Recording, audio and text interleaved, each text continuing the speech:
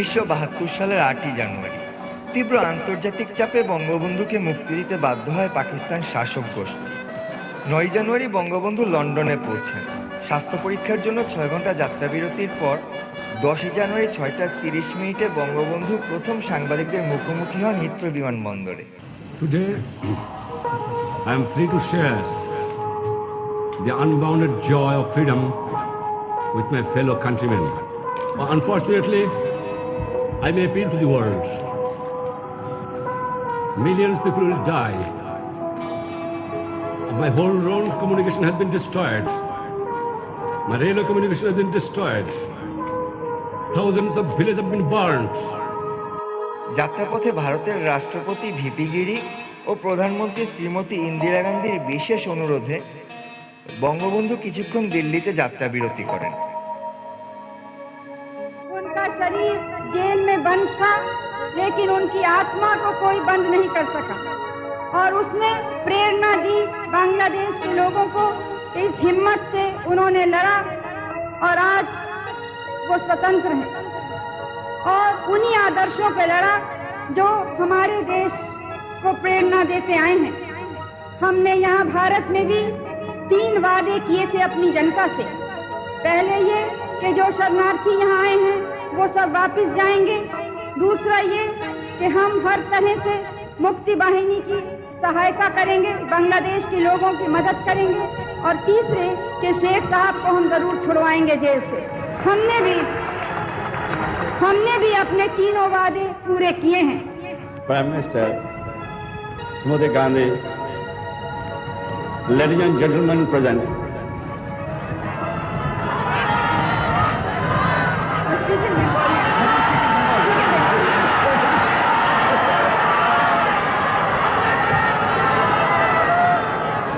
আমার ভাই ও বোনেরা, আপনাদের প্রধানমন্ত্রী, আপনাদের সরকার, আপনাদের সৈনিক বাহিনী, সৈন্যবাহিনী, আপনাদের জনসাধারণ যে সাহায্য এবং সহানুভূতি আমার দুঃখী মানুষকে দেখিয়েছে, চিরদিন বাংলার মানুষ তা ভুলতে পারবে না। অবশেষে আসে 7.5 কোটি বাঙালির সেই প্রতীক্ষিত ক্ষণ। বিশ্বের শোষিত মানুষের নেতার প্রত্যাবর্তন ঘটে তার স্বদেশ স্বাধীন বাংলাদেশ।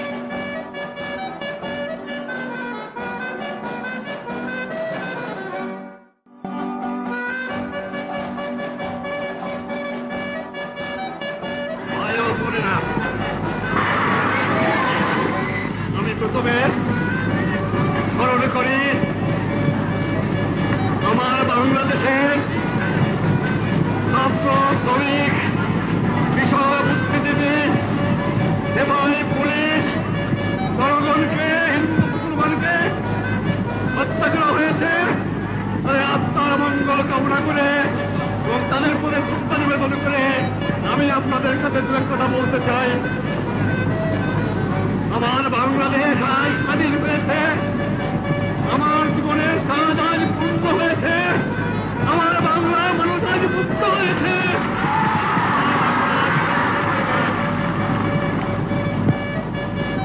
আমি আজ বক্তৃতা করতে পারবো না।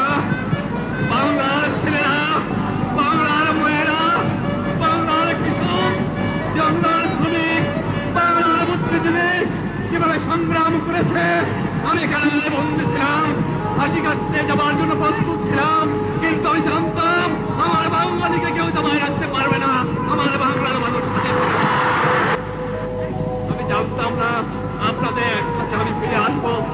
আমি খালি একটা কথা বলেছিলাম, তোমরা যদি আমাকে মেরে ফেলে যাও আমার আপত্তি নাই, মৃত্যুর পরে আমার লাশটা আমার বাঙালির কাছে দিয়ে দিও, এই একটা অনুরোধ তোমাদের। কবিগুরু রবীন্দ্রনাথ বলেছিলেন, 7 কোটি বাংলাদেশে বাংলাজননী রেখেছ বাঙালি করে মানুষ করনি।